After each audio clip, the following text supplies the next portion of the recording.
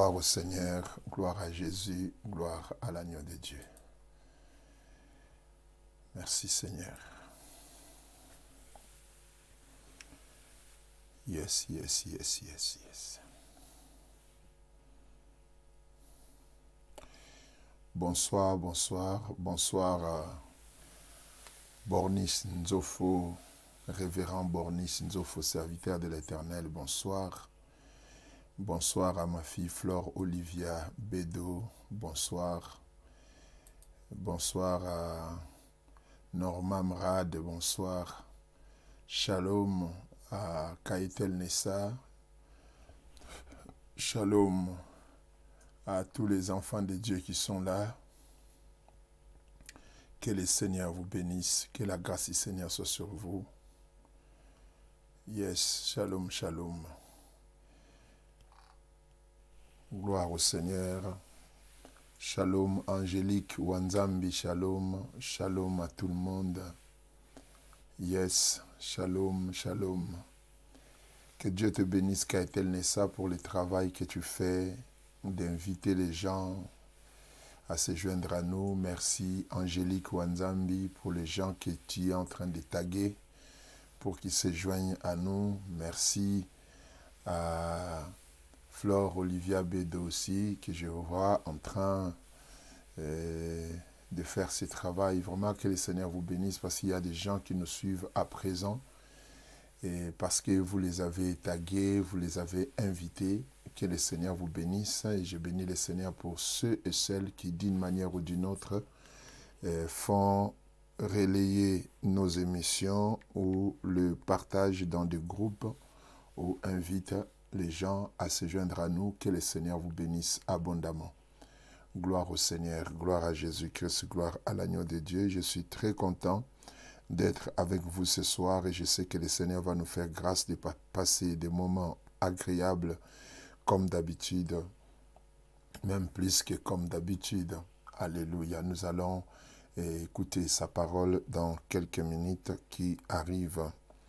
Gloire au Seigneur, gloire à Jésus, gloire à l'agneau de Dieu. Comme promis, nous avons dit que nous serons là à 21h30, donc c'est pour cela que nous avons commencé. Il y a à peine 3 minutes ou 4 minutes que nous avons commencé.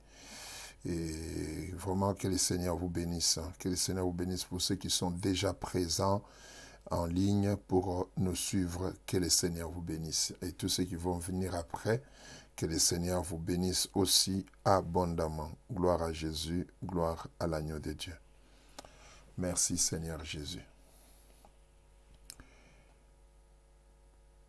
Oh yes, oh yes, oh yes, oh yes. Oh yes, oh yes. Gloire et louange. Alléluia. Gloire et louange. Alléluia. Gloire et louange. Alléluia. Que tout soit pour Jésus. Gloire au Seigneur. Shalom ma fille Deo Gracia Songunza. Shalom Joël David. Shalom, shalom à tout le monde. Que le Seigneur vous bénisse. J'attends que le quorum soit atteint pour que nous puissions commencer notre service de ce soir. Alléluia. Merci Seigneur Jésus. Gloire au Seigneur. Gloire au Seigneur. Gloire au Seigneur. Très chers bien-aimés, nous avons partagé hier sur la prière de la foi. Ou la prière de la foi, nous avons partagé sur ça. Nous vous avons montré la différence entre la prière ordinaire, la prière normale et la prière de la foi. Nous vous avons expliqué que la prière normale, c'est quand nous demandons des choses au Seigneur, disant Seigneur, donne-moi ton onction, donne-moi ta puissance, accorde-moi à être rempli du Saint-Esprit. Je vais vivre dans ta présence, Seigneur. Seigneur, c'est aussi une bonne prière.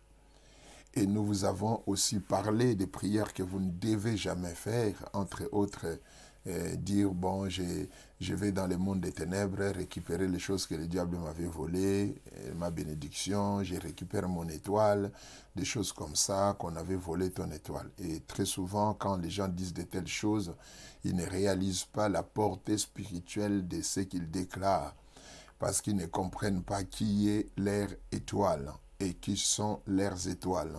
Et quand on parle de ton étoile, c'est Jésus qui est mon étoile. Donc le diable ne peut pas voler mon étoile parce que cette étoile s'appelle Jésus-Christ qui est l'étoile brillante du matin. Et à part Jésus-Christ qui est l'étoile brillante du matin dans ma vie, il y a les anges de Dieu qui sont les étoiles de Dieu. Alléluia. Les anges de Dieu sont les étoiles de Dieu. Et le diable ne peut pas les voler. Le diable ne peut pas voler mon étoile parce que mon étoile, c'est Jésus. Et deuxièmement, il y a d'autres étoiles qui m'accompagnent qui sont les anges de Dieu. La séparation a déjà été faite depuis la chute du diable et sa rébellion. Et depuis qu'il y a eu guerre dans les ciels entre Michael et l'armée dirigée par Michael et l'armée de Satan, il ne s'est pas fait d'autres défections au ciel. Donc aujourd'hui, nous sommes dans un moment où nous avons comme étoile Jésus-Christ. C'est pourquoi il y a des termes dans la Bible. Déjà, Jésus-Christ est appelé l'étoile du matin. Et puis, il y a les anges de Dieu qui sont aussi appelés les étoiles du matin. Donc, on ne peut pas les voler. Donc, on ne peut pas voler mon étoile. Et des prières des gens, je récupère mes bénédictions qui sont dans le monde des ténèbres, je les récupère. Non, la bénédiction ne peut pas aller résider dans le monde des ténèbres. Parce que la bénédiction, elle est divine. La bénédiction, elle est divine, elle est liée à Dieu, à la parole de Dieu, à la puissance de Dieu. Le diable ne peut pas voler la bénédiction. Ce que le diable peut faire, il peut seulement vous voler votre capacité de comprendre votre bénédiction. Votre capacité de toucher à votre bénédiction, il peut vous les voler. Il peut vous la voler. Il peut vous voler votre capacité d'atteindre la bénédiction de Dieu, de saisir la bénédiction de Dieu. Ce que le diable fait, c'est qu'il vous pousse à créer des abîmes de séparation entre vous et la bénédiction qui se trouve toujours en Dieu. Pourquoi? Parce que notre bénédiction est en Christ. La Bible dit, Dieu nous a bénis de toutes sortes de bénédictions spirituelles dans les lieux célestes en Christ. Dire que le diable a volé ta bénédiction, cela veut dire que le diable est allé en Christ et il a été plus malin que le Christ et il a volé en Christ tes bénédictions qui se trouvent chez lui. Donc, ce sont des prières que vous ne devez pas faire parce que ça insulte Dieu. Ça insulte Dieu, ça présente Dieu sous un mauvais jour. Ça présente Dieu comme un faible, incapable de protéger même ses propres bénédictions. Quand tu parles de ta bénédiction, sache-le bien que ta bénédiction, elle n'est pas d'abord la tienne. Ta bénédiction est l'œuvre de Dieu et appartient à Dieu et ça arrive dans ta vie par la présence de Dieu. C'est quand Dieu vient dans ta vie, dans sa présence, que vienne aussi sa bénédiction. Et la bénédiction de l'Éternel reste toujours avec toi dans la présence de Dieu. Et la Bible déclare aussi que c'est la bénédiction de l'Éternel qui enrichit et il ne s'en fait suivre d'aucun chagrin. En d'autres termes, tout ce qui a trait au chagrin ne peut pas être attaché à la bénédiction de Dieu. C'est impossible que la bénédiction de Dieu soit volée par les diables, que ça soit pris par les diables, que ça soit amené dans le monde des ténèbres. Non.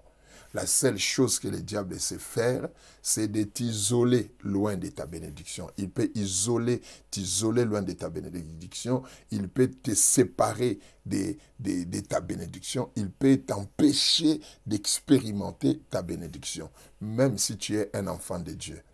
Nous ne cessons de vous enseigner ici tout le temps et certains principes importants et essentiels de la foi chrétienne qu'il faut appliquer pour expérimenter ta bénédiction. Le fait que la bénédiction soit sur toi ne veut pas dire nécessairement que tu es d'office en train d'expérimenter, de vivre cette bénédiction au sein de ta vie. Il peut se faire que tu sois béni et tu ne vis pas cette bénédiction. Pourquoi? Parce que tu n'appliques pas des principes qui vont te mettre en accord avec Dieu et avec les formules de la manifestation de cette bénédiction au sein de ta vie. Mais dire que le diable a volé la bénédiction, ça ne se fait pas. Ça ne se fait pas, et tous les prophètes qui vous prophétisent de telles choses, ils ne vous prophétisent que des balivernes, ils ne vous prophétisent que des mensonges, ils ne vous prophétisent que des hérésies. Parce que la bénédiction ne peut pas être volée. C'est impossible. Déjà, Dieu dit qu'un prophète des malheurs, voulant maudire les enfants d'Israël par demande d'un roi païen Balak, qui a dit à Balaam de maudire Israël, Balaam va dire, comment maudirais-je celui que Dieu a béni? En d'autres termes, il n'y a aucune possibilité d'enlever la bénédiction qui est sur le peuple de Dieu et de la remplacer par la malédiction. C'est ce qu'il a dit. Comment maudirais-je celui que Dieu a béni? Cela veut dire comment est-ce que je peux mettre la malédiction à la place de la bénédiction?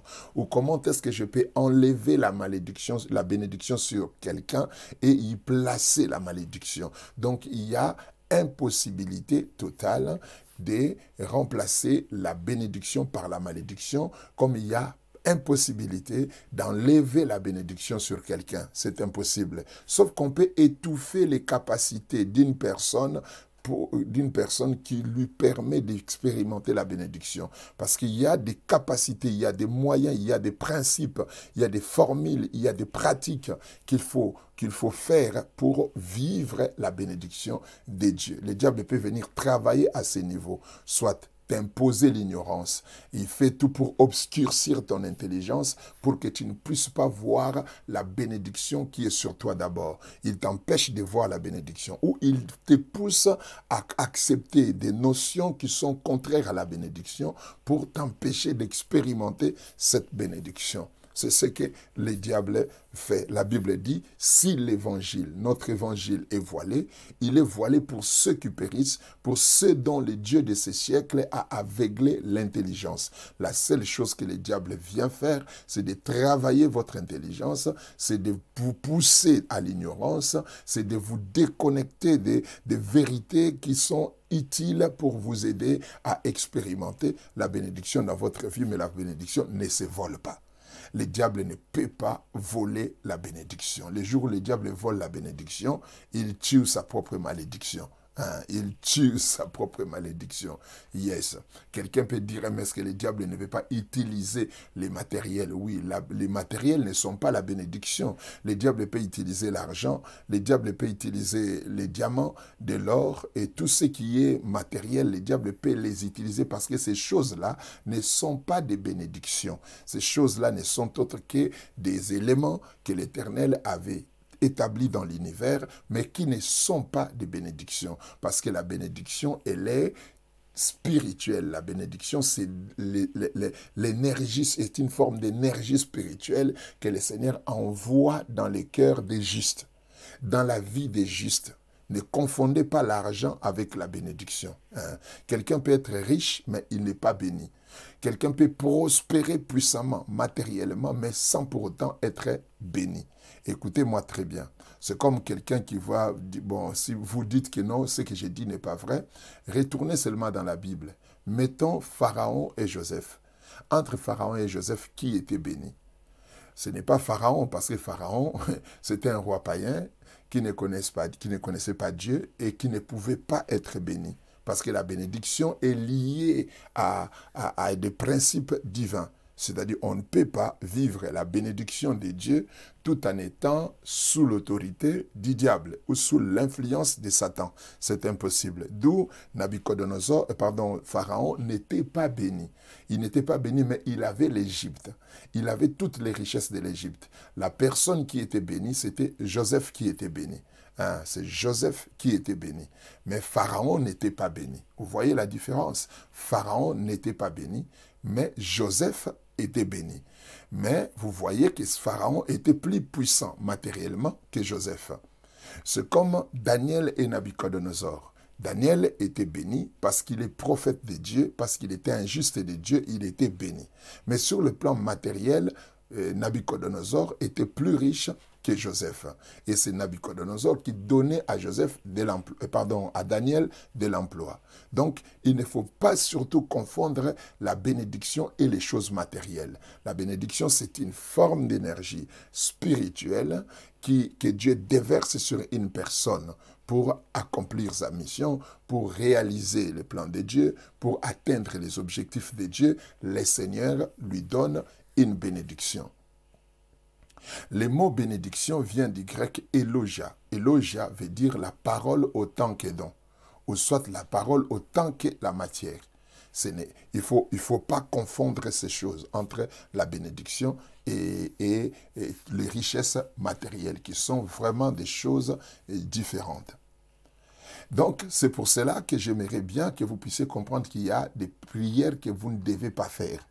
Parce que ça n'honore pas Dieu, ça présente Dieu comme un faible, ça présente Dieu comme quelqu'un d'impuissant, ça présente Dieu comme quelqu'un d'incapable. Incapable de vous aider, incapable de vous sauver, incapable de prendre soin de vous. Et le diable est venu voler la bénédiction. J'insiste sur une chose, même quand tu es béni, cette bénédiction en toi ne se trouve pas seulement exposée sur toi. Cette bénédiction en toi est en Christ. Est en Christ. La Bible dit, Dieu nous a bénis de toutes sortes de bénédictions spirituelles dans les lieux célestes en Christ. Et la Bible dit que notre vie est cachée avec Christ en Dieu. Donc, avant que le diable n'arrive à voler la bénédiction de quelqu'un, il doit d'abord avant que le diable arrive à étouffer la bénédiction, parce qu'il ne peut pas le faire, il ne peut pas voler la bénédiction, donc il doit seulement éloigner l'homme de Dieu. C'est comme ça que le diable vole, entre guillemets, vos bénédictions, en vous éloignant de Dieu. Quand il vous éloigne de Dieu, il vous empêche de vivre la bénédiction de Dieu. Quand il vous éloigne de Dieu, il vous éloigne de la bénédiction. Le diable ne vient pas voler la bénédiction, il vient vous éloigner de Dieu. Il vient vous éloigner de la bénédiction parce qu'il ne peut pas porter sa main sur la bénédiction. Celui qui est en train de me suivre ce soir doit comprendre ces choses. Alléluia. Donc ça, c'est ce que nous avons enseigné hier, et nous vous avons dit que la prière de la foi, c'est différent de la prière normale que vous faites de demander des choses. Et nous n'avons pas dit que demander des choses à Dieu, c'est mauvais. Non. Demander, c'est Dieu qui nous l'a dit. Demandez et vous recevrez, cherchez et vous trouverez, frappez et l'on vous ouvrira. C'est le Seigneur qui l'a dit. Mais il y a une dimension un peu plus supérieure à la prière de la demande, c'est la prière de la foi. La prière de la foi, c'est la prière de la confirmation de la possession. C'est-à-dire, je confirme avoir possédé ce que Dieu m'a donné. Je confirme être en possession de ce que le Seigneur m'a donné. C'est ça la prière de la foi. La prière de la foi, c'est la prière de la confirmation de ce que Dieu m'a donné. Et c'est une prière difficile à faire, je vous l'ai dit, ce n'est pas une prière facile, c'est une prière difficile parce que c'est une prière que tu fais en imposant un avis contraire à la réalité.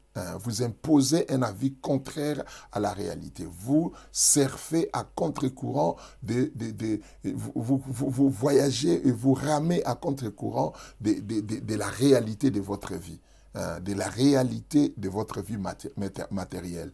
Dans la dimension matérielle, vous avez toujours des problèmes, vous avez toujours des difficultés, vous êtes toujours pauvre, mais vous vous accrochez à la parole de Dieu.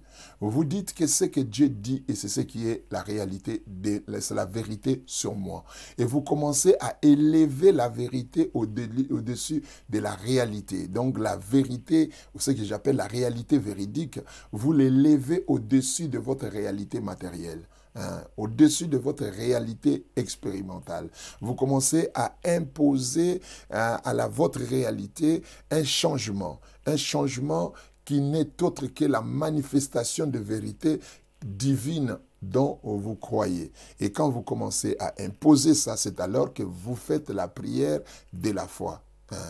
La foi, et je vais vous expliquer aujourd'hui que cette prière est d'abord une prière qui ne se conjugue pas dans le futur. Quand on fait une prière de la foi, la première chose à savoir quand on pratique la prière de la foi, c'est une prière qui ne se construit pas dans le futur. Vous ne pouvez pas dire « je posséderai cette richesse, je serai très puissant, je me marierai, j'irai de l'avant, je réaliserai de grandes choses, j'accomplirai des merveilles ». Non, c'est une prière qui ne se conjugue pas dans le futur. Une prière qui ne se fait pas dans les futurs. Une prière qui ne se fait pas par des phrases futuristes ou par des déclarations futuristes. Mais c'est une prière qui se fait dans le présent. Vous utilisez, vous construisez des phrases dans le temps présent. Alléluia. Une prière dans le présent. C'est une prière qui vous connecte avec la présence de Dieu. Parce que Dieu, nous parlons de la présence de Dieu, c'est-à-dire Dieu est dans le présent. Il est présent, sa présence est dans le présent. Sa présence est dans le présent. Et lui-même, Dieu, il se présente en disant « Je suis celui qui suis ». Il n'est pas un Dieu qui se conjugue au temps passé, ni un Dieu qui se conjugue dans le futur. Notre Dieu se conjugue dans le présent. Et c'est pour cela que la prière de la foi ne se construit que dans le présent. Celui qui fait une prière de la foi ne peut pas dire que « je serai guéri », mais il dit plutôt « je suis guéri ». Il ne dit pas que « je serai délivré », il dit que je suis libre, je suis libre. Il confesse la vérité de la parole de Dieu et il impose cette vérité sur la réalité de sa vie, de sa réalité expérimentale, sa réalité présente. Il impose la vérité sur cette réalité pour vivre des choses de Dieu au sein de sa vie. C'est ce que vous devez comprendre. Faire une prière de la foi, ce n'est pas dire « je serai béni, je prospérerai, je sais que cette situation finira par changer, je sais que je finirai par trouver une solution, je sais que… » Quand tu dis « je finirai par trouver une solution », tu ne sais pas à quel moment vous renvoyez la solution à votre problème. Il se pourrait que ce que vous êtes en train de dire soit vrai, que vous finirez par trouver une solution, mais vous finirez par trouver une solution quand ? Quand est-ce que vous finirez par trouver une solution? Vous devez ramener les solutions que vous espérez dans votre présent. Alléluia. Dans votre présent. Laisse-moi te dire une chose. Quand les solutions ne sont pas confessées dans le présent, votre futur continuera toujours, c'est-à-dire vous continuerez toujours à croire à une solution dans le futur, parce que le futur se modifie dans le présent. Vous vous souvenez qu'un jour je vous avais dit que le futur n'existe pas vraiment et le passé n'existe pas vraiment. Il n'existe que le présent, c'est-à-dire c'est seulement les instants présents qui existent réellement. Pourquoi? Parce que le futur, ce que vous appelez futur là, c'est un présent qui viendra. C'est un présent qui viendra. Et ce que vous appelez le passé, c'est seulement un présent qui y est passé. Un présent qui est passé. C'est ce que vous appelez le passé. C'est-à-dire les temps qui existent vraiment, c'est votre temps présent. Et l'Éternel n'opère pas des choses dans le futur et il ne se base pas sur le passé, mais l'Éternel ne se sert que du présent. C'est pourquoi la prière de la foi, c'est cette capacité de rassembler le positif, toutes les choses positives, toutes les bonnes choses qui devaient, selon vous, se produire dans votre futur, vous les ramenez dans votre présent. Vous les imposez dans votre présent. Alléluia. Vous les ramenez dans votre présent. C'est ce qu'on appelle la prière de la foi. J'ai la foi que ma vie va changer. Non. J'ai la foi que ma vie a changé. Ma vie a changé. J'ai la foi que je sais que ma vie a changé. Pas même j'ai la foi, je sais que ma vie a changé. Ma vie a changé. Pas que je crois que le Seigneur agira. Je sais que le Seigneur agit. Je sais que le Seigneur agit.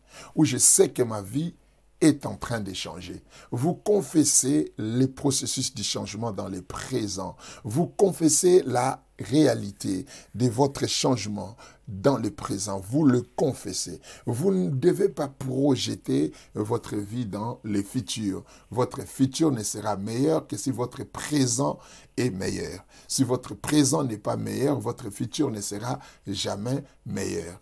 Pour être sûr que vous aurez une meilleure vie dans le futur, vous devez être sûr que vous avez une meilleure vie dans le présent. Alléluia. Alléluia. Si vous ne trouvez pas votre bonheur dans le présent, votre futur ne sera jamais cousu ou fait des fibres du bonheur. Vous bâtissez votre vie meilleure, votre avenir meilleur par un présent meilleur. C'est par un présent meilleur que vous vous bâtissez un avenir meilleur. C'est par un présent glorieux que vous vous bâtissez un futur glorieux aussi. Tu vas me dire, mais dans le présent, je suis dans l'humiliation. Oui, tu es dans l'humiliation par rapport à la réalité, à la fausse réalité qui est là, que tu vois, qui te touche, la façon dont les gens te parlent. Oui, tu es dans l'humiliation. Mais tu peux te créer une gloire à l'intérieur de ton cœur. Et tu peux te créer un état glorieux dans le présent au sein de ton cœur. Et cet état glorieux dans le présent qui se trouve en toi va se manifester dans ta vie, dans ton quotidien progressivement jusqu'à ce que l'ensemble de ta vie, présent et futur, deviendront glorieuses. Alléluia. C'est ce que tu dois savoir, c'est ce que tu dois comprendre. C'est dans le présent que se fait la prière de la foi. Tu dois te rassurer. Ce que je dis aux enfants de Dieu très souvent, c'est que nous négligeons l'impact des mots. L'impact des mots. Mon père spirituel disait que les mots sont des choses. Les mots sont les choses. Et ce sont les mots qui créent notre réalité. Alléluia. Ce sont les mots qui créent notre réalité. Vous savez, il y a des choses qui sont sur nous, qui sont, c'est-à-dire ma tête, mon corps, mes bras, mes habits que je porte sur moi et tout ce que vous voyez de l'extérieur sont différents des mots qui sortent de ma bouche. La différence entre les mots qui sortent de ta bouche et tout ce que tu as à l'extérieur, c'est que les mots qui sortent de ta bouche viennent d'une dimension que l'habit ne peut pas arriver, viennent d'une dimension dont ta peau ne peut jamais arriver, viennent d'une dimension dont ton visage ne peut pas arriver. Ça vient de la dimension de ton esprit. C'est-à-dire, avant même le corps, c'est-à-dire, il y a une dimension enfouie en toi, une dimension cachée, d'où proviennent les mots. Jésus-Christ dit, c'est de l'abondance du cœur que la bouche parle. C'est de l'abondance du cœur que la bouche parle. Les choses que je dis, que je déclare, proviennent d'une source intérieure, d'une source intérieure. Et parce que ça vient d'une source intérieure, ces mots sont forts. Ces mots sont faits des énergies spirituelles, sont faits des énergies de l'origine, de l'énergie de l'origine, de l'énergie du commencement. La Bible dit au commencement était la parole. Au commencement était la parole. C'est-à-dire, quand on parle du commencement, on parle de la source. Yes. Garde ton cœur plus que toute autre chose, car c'est de lui que viennent toutes les sources de la vie. Dans ton cœur, il y a la source de la vie qui se trouve dans ton cœur. Et les paroles viennent de cette source-là. C'est pourquoi il ne faut pas jouer avec les mots. Il ne faut pas jouer avec ce que vous déclarez. Il ne faut pas dire des choses comme ça, comme si vous blaguez. Vous devez apprendre à discipliner votre discours. Pour discipliner votre discours, vous devez discipliner vos pensées. Et pour discipliner vos pensées, vous devez discipliner vos émotions. Vous devez discipliner vos émotions. Ne soyez pas quelqu'un qui peut dire n'importe quoi sur sa propre vie. Je serai béni, je serai guéri, je serai prospère. Vous pensez que vous êtes en train de dire des bonnes choses. Non, vous êtes en train de dire des choses qui ne font que élargir, prolonger les temps de votre souffrance, qui ne font que prolonger les temps de votre douleur, qui ne font que prolonger les temps de votre malheur. Mais si vous dites des choses dans le présent, vous faites un effort mental, spirituel, émotionnel pour reconfigurer votre présent. Oh my God. Pour reconfigurer votre présent. Pour changer les paramètres de votre présent. Et quand vous modifiez les paramètres de votre présent, vous allez arriver à la reconfiguration de votre présent et toute votre présent sera réformatée dans la bénédiction. Et c'est ainsi que votre futur sera aussi meilleur. C'est ce que vous devez comprendre de ce que je suis en train de vous expliquer ce soir. La foi chrétienne est une science, que vous le voulez ou pas, que vous l'acceptiez ou pas. La foi chrétienne est une science et chaque science est faite de principes. Chaque science est faite des principes et des disciplines. Il y a une discipline spirituelle à appliquer, à observer. Il y a des principes à mettre en pratique pour arriver à des résultats. Alléluia.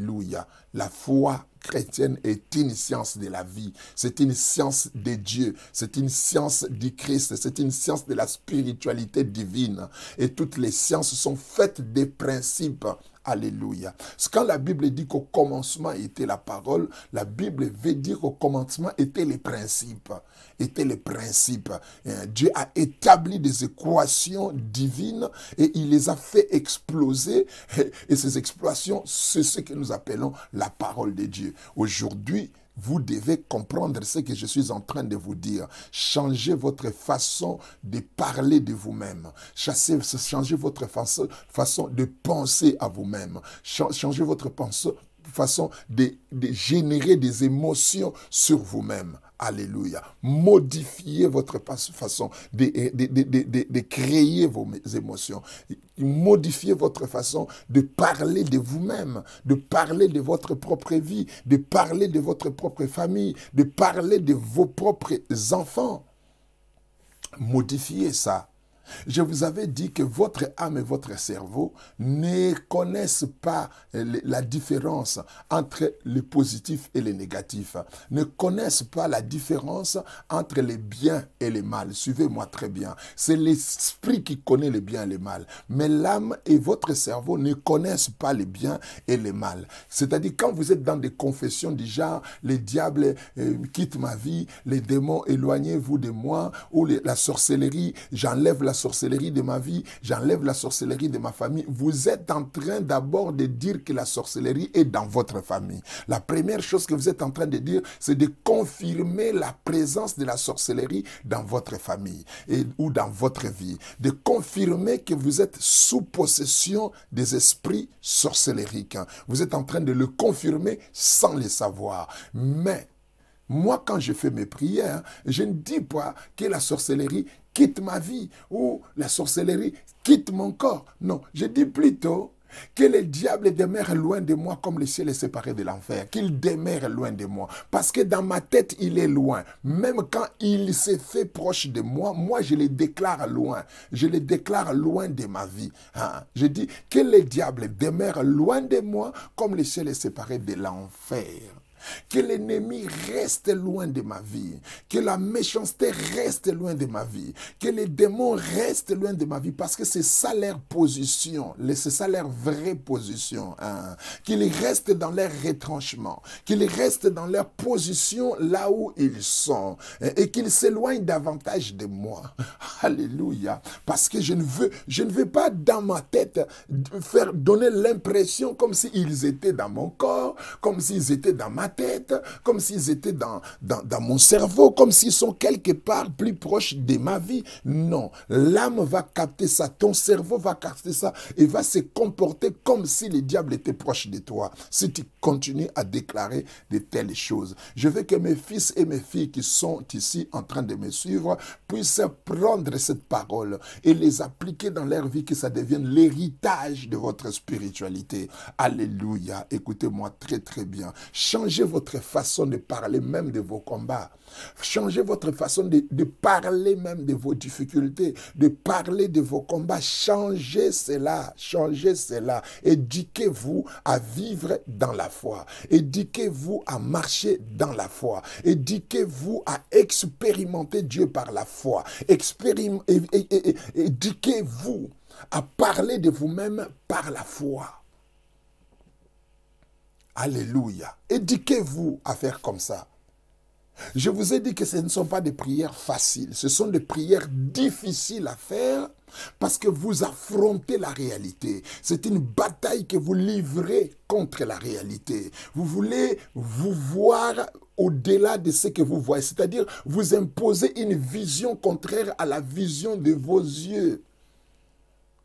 Alléluia. Et pour arriver à des résultats, qu'est-ce qu'il faut faire? Il faut vous imprégner de la parole de Dieu.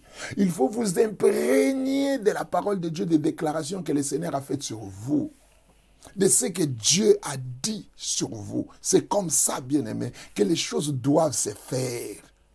Que ce soit dans le ministère, que ce soit dans votre vie personnelle, que ce soit dans votre vie de couple, que ce soit la vie de vos enfants, votre vie professionnelle, dans tout ce que vous faites, éduquez-vous à dire des choses qui sont en rapport avec ce que Dieu pense de vous. Alléluia. Changez votre façon de prier pour vous-même. C'est ça ce qu'on appelle la prière de la foi. Je vous l'ai dit et je ne cesserai jamais de vous le dire. Dieu n'est pas impressionné par la taille de nos souffrances. Dieu n'est pas impressionné par la façon dont nous présentons nos problèmes devant lui. Dieu n'est pas impressionné par la quantité et la qualité des émotions que nous dégageons dans sa présence quand nous présentons nos situations devant sa face. Quand nous disons, Seigneur, tu vois, je souffre, je suis dans le malheur. Seigneur, je sais que tu es capable de me guérir. Seigneur, oh, tout ça, ce n'est pas ça qui change les choses. Ce n'est pas ça qui va changer ta situation. C'est pour cela que l'Église est toujours faite et constituée de losers. La plupart des gens n'arrivent pas à atteindre leurs objectifs, à réaliser les rêves de leur vie, à accomplir leur mission, à voir leurs ambitions ne se réalisant pas, ce qu'ils désirent dans leur cœur ne s'accomplissent pas. Pourquoi? Parce que quelque part dans vos vies, vous vous positionnez en deçà de là où Dieu vous voit. La foi, c'est dire ce que Dieu a dit sur toi. Et la prière de la foi, c'est se parler de soi-même dans le présent, dans un présent positif. C'est ça. La prière de la foi, ça ne se fait pas dans le futur. Ça ne se fait pas dans le futur. Et ça, c'est la première chose. La deuxième chose, la prière de la foi ne se construit pas en mélangeant les problèmes et les solutions. Ne se fait pas par le mélange des problèmes et des solutions. Suivez-moi très bien. C'est pourquoi j'ai dit que c'est une question d'éducation spirituelle, de discipline spirituelle que vous devez vous imposer à vous-même. Ne mélangez jamais les problèmes et les solutions quand vous faites des prières de la foi. Quand j'ai dit ne mélangez pas les problèmes et les solutions, je vous avais dit hier que Dieu n'est pas un négociateur des problèmes. Dieu n'est pas un dealer des problèmes. Il est un dealer des solutions. Je vous avais enseigné ici, si vous vous souvenez bien, que la prière, c'est la négociation de l'impossible. L'impossible en ce moment dans ta vie, c'est quoi? L'impossible dans ta vie, c'est d'avoir, peut-être c'est un exemple que je donne, l'impossible dans ta vie en ce moment, c'est d'avoir la maison que tu désires. L'impossible dans ta vie en ce moment, c'est d'avoir la foule dont tu veux avoir dans ton ministère. L'impossible dans ta vie, c'est quoi? C'est d'avoir la chose dont tu n'as pas les possibilités matérielles d'acheter. C'est ça ton impossible. Et maintenant, la prière, c'est la négociation de l'impossible. En d'autres termes, la prière, c'est la négociation des solutions dont vous cherchez. D'où le Seigneur n'est pas un dealer de problèmes. Le Seigneur est un dealer de solutions. Et quand vous vous présentez devant la face de Dieu, ne vous présentez pas avec vos problèmes. Présentez-vous devant la face de Dieu avec des solutions, pas avec des problèmes. Alléluia. Ne vous présentez pas devant Dieu avec vos problèmes. La prière de la foi, dans la prière de la foi, tu évites à tout prix de mélanger les problèmes et les solutions. C'est-à-dire de venir devant la face de Dieu, de commencer d'abord à parler de tes problèmes, de tes souffrances. Je suis malade, je manque l'argent, je suis ceci et cela, moi je suis faible, je suis abandonné, je suis dans l'humiliation, les hommes m'ont rejeté, je suis ceci et cela. Vous prenez les problèmes, vous les amenez devant la face de Dieu. Vous connaissez les dangers? Vos problèmes deviendront encore plus graves qu'avant. L'intensité des problèmes vont s'augmenter. Pourquoi? Parce que la présence de Dieu, dans la présence de Dieu, il y a l'énergie de la croissance. Il y a l'énergie de la croissance dans la présence de Dieu. Il y a l'énergie de la prospérité dans la présence de Dieu. Hein? Suivez-moi très bien. Il y a l'énergie de la prolifération. Il y a l'énergie de l'extension, de l'expansion dans la présence de Dieu. Et d'où quand vous venez s'aimer des problèmes dans la présence de Dieu, vos problèmes vont connaître une expansion. Il y aura expansion des problèmes. Il y aura expansion des difficultés. Il y aura expansion des souffrances. Je suis en train de rire, mais je vous dis des vérités spirituelles que vous ne comprenez pas. Il y aura expansion des problèmes. Vous invitez, vous devez savoir que l'énergie de la présence de Dieu est impersonnelle, est une énergie inconsciente. C'est une énergie qui n'a pas des yeux, qui n'a pas des oreilles, c'est une énergie qui est là pour promouvoir les choses qu'on amène dans la présence de Dieu.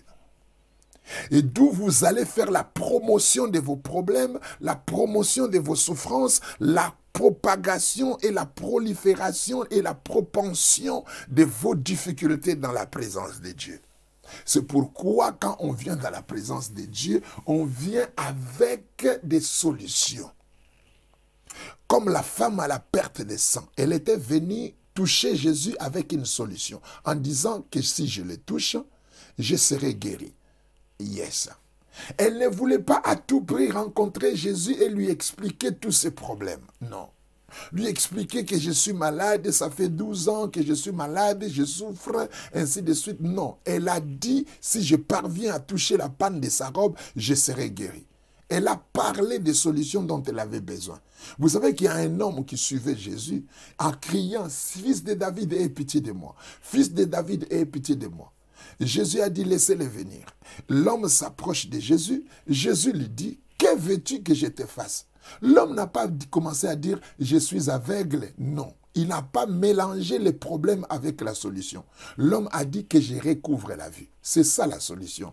Il n'a pas expliqué, Seigneur, moi je ne vois pas, mes yeux sont fermés et tout ça, je souffre, tu vois, à cause de ça, je suis même devenu mendiant et tout ça. Non, non, non, non. Il n'a pas expliqué tout ça. Il a dit que je recouvre la vue. Parce que dans la présence de Dieu, on vient négocier des solutions, on ne vient pas négocier des problèmes. On n'amène pas sur la table de Dieu des problèmes. On amène plutôt sur la table de Dieu des solutions dont on veut avoir.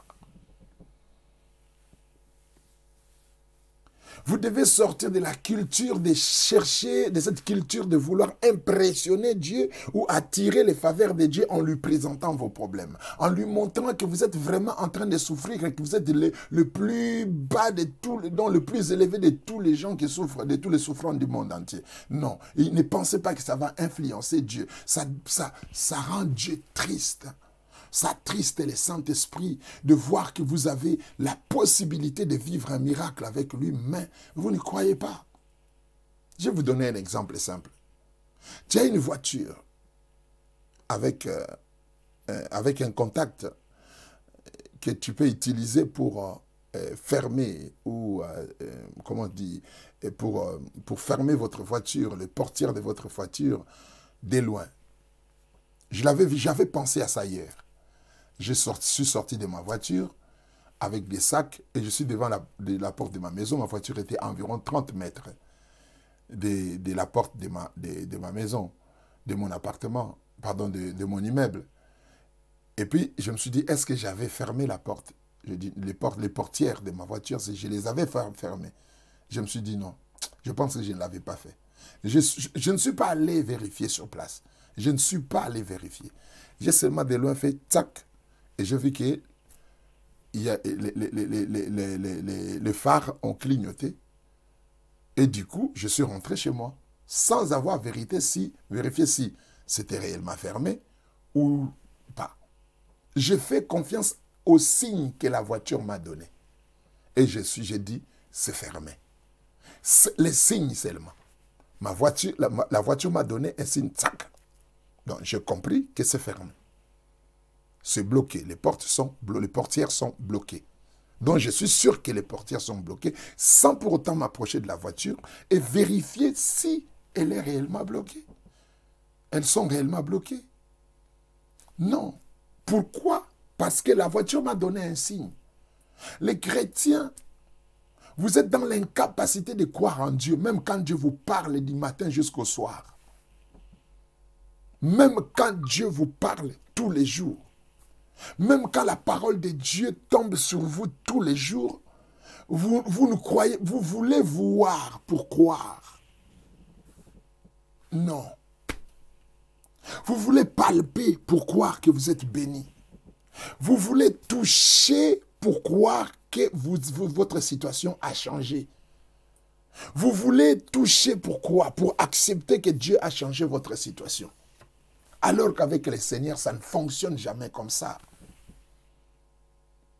Vous devez accepter votre bénédiction comme Dieu vous l'a dit. Et quand vous allez dans sa présence en prière, vous parlez de ce que Dieu a fait dans votre vie. Vous les déclarez, vous les affirmez. Vous confirmez votre possession. C'est ça ce qu'on appelle la prière de la foi. Je vais m'arrêter là ce soir, je ne vais pas être trop long. Je reviens du travail comme j'avais promis de me connecter à 21h30 et je me suis connecté. Ce que vous écoutez, mettez-les en pratique. C'est difficile, mais vous devez les faire. Et vous allez vous habituer à ce genre de prière. Jusqu'à ce que les jours où vous serez en prière en train de dire ma souffrance est grande, vous allez sentir vraiment que vous avez péché. Comme moi, je ne peux pas dire ma souffrance est grande parce que c'est comme un péché dans ma bouche. C'est comme si j'insultais Dieu. Je ne peux pas dire que je suis bloqué. Je ne peux pas.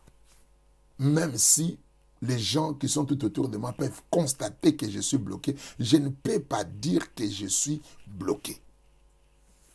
Ma fille, je n'ai pas besoin de monter davantage, ma fille Angélique. Ce que j'ai dit, c'est déjà les auteurs. Je n'ai pas besoin de monter davantage pour que vous compreniez. Vous n'avez pas besoin que je monte davantage. Arrêtez avec ces histoires-là de monter davantage. Non. Ce que j'ai dit, c'est déjà le sommet. Vous devez l'accepter comme ça. Amen. Hein, ma fille Angélique? Je n'ai pas besoin de monter davantage pour que vous compreniez. Je dis ce qu'il faut dire. Donc, acceptez ça comme la parole de Dieu. Et c'est ainsi que vous allez être bénis. Alléluia. Que chacun de nous puisse comprendre ce que je suis en train de dire. Vivez votre vie dans le présent. Faites vos prières dans le présent. Restez dans votre présent. C'est ça l'essentiel. Convertissez vos espoirs du futur dans le présent, en espoir du présent, en réalité présente, dans le présent. Alléluia. Père, je dis merci à toi, notre héros, notre maître, notre Seigneur, pour cette parole que tu nous as accordée. Je prie, Seigneur de gloire, que tous ceux qui ont suivi ces messages soient bénis. Au nom de Jésus-Christ. Et tous ceux qui vont le mettre en pratique vivent les effets de ta bénédiction dans leur vie. Au nom de Jésus-Christ. Bénis encore davantage ton peuple, qui est déjà béni par toi. Je prie qu'il demeure béni. Je prie qu'il demeure prospère. Je prie qu'il demeure en bonne santé, Seigneur. Que cela se manifeste dans leur corps, dans leurs âmes, dans leurs esprits, dans leurs familles. Au nom de Jésus-Christ. Et j'ai ainsi prié. Amen. Que Dieu vous bénisse. On se revoit demain à 21h30. Bye bye.